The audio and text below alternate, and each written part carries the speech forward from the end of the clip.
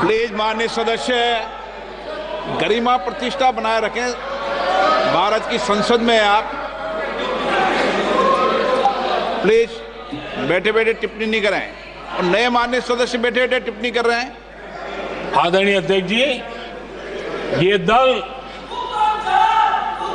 युवाओं के भविष्य पर आपदा बनकर गिरे हुए हैं।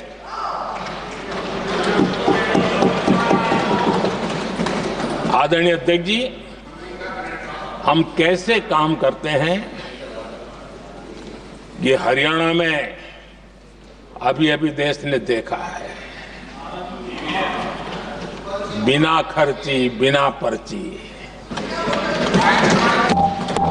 नौकरी देने का वादा किया था। सरकार बनते ही नौकरी मिल गई नौजवानों को।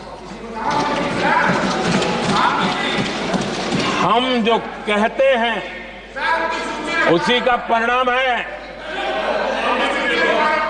आदरणीय अध्यक्ष जी, हरियाणा में तीसरी बार भव्य विजय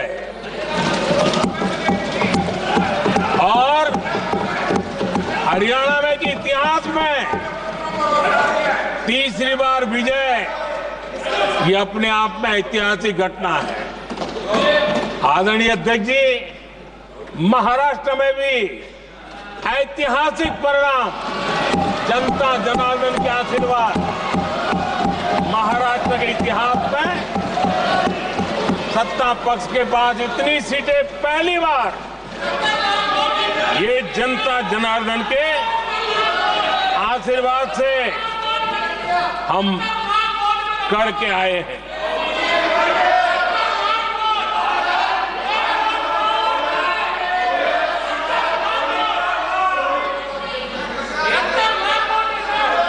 कुछ समझते हैं आदरणीय अध्यक्ष जी, कल जवाब दिया था ना आपको।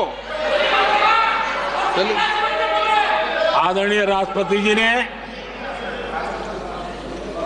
अपने अभिभाषण में हमारे संविधान के 75 वर्ष होने पर भी विस्तार से चर्चा की है।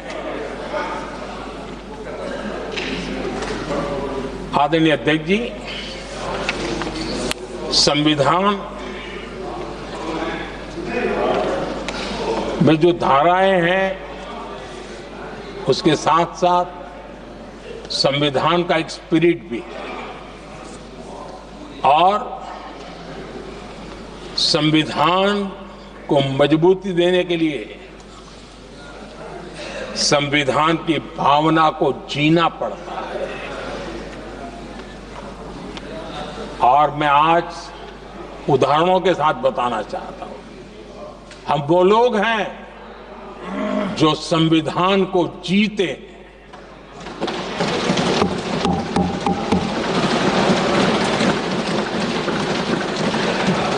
आदरणीय अध्यक्ष महोदय, हमारे यहां ये बात सही है, परंपरा है कि राष्ट्रपति जी जब उद्बोधन करते हैं तो उस सरकार के उस साल के कार्यकाल का ब्यौरा देते हैं।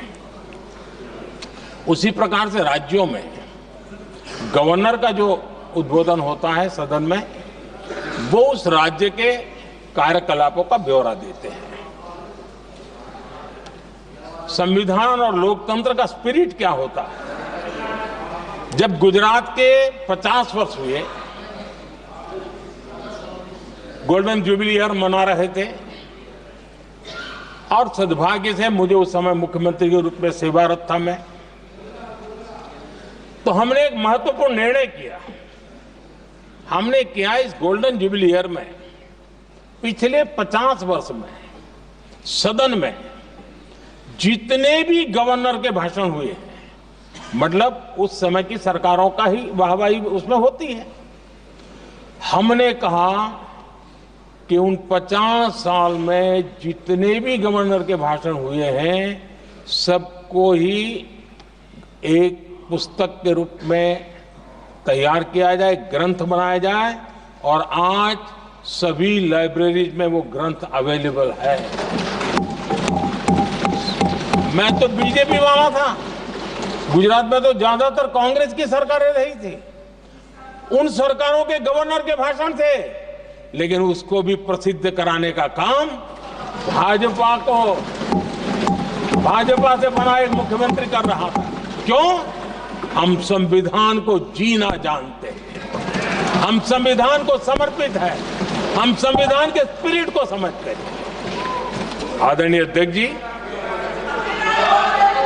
आप जानते हैं 2014 में जब हम आए तब मान्य विपक्ष नहीं था, रिकॉग्नाइज्ड अपोजिशन पार्टी नहीं थी, उतने अंक भी लेकर के कोई नहीं आए थे। भारत के अनेक कानून ऐसे थे कि हमें पूरी स्वतंत्रता थी उस कानून के हिसाब से काम करने की। अनेक कमेटियां ऐसी थी जिसमें लिखा था लीडर्स ऑफ अपोजिशन उसमें आएंगे, लेकिन अपोजिशन था ही नहीं, रिकॉग्नाइज्ड अपोजिशन नहीं था। ये हमारा संविधान जीने का स्वभाव था, ये हमारा संविधान का स्पिरिट था, ये हमारी लोकतंत्र की मर्यादाओं का पालन करने का इरादा था। हमने तय किया कि भले मान्य विपक्ष नहीं होगा, रिकॉग्नाइज्ड अपोजिशन नहीं होगा, लेकिन जो सबसे बड़े दल का सब नेता है उसको मीटिंगों में बुलाएंगे।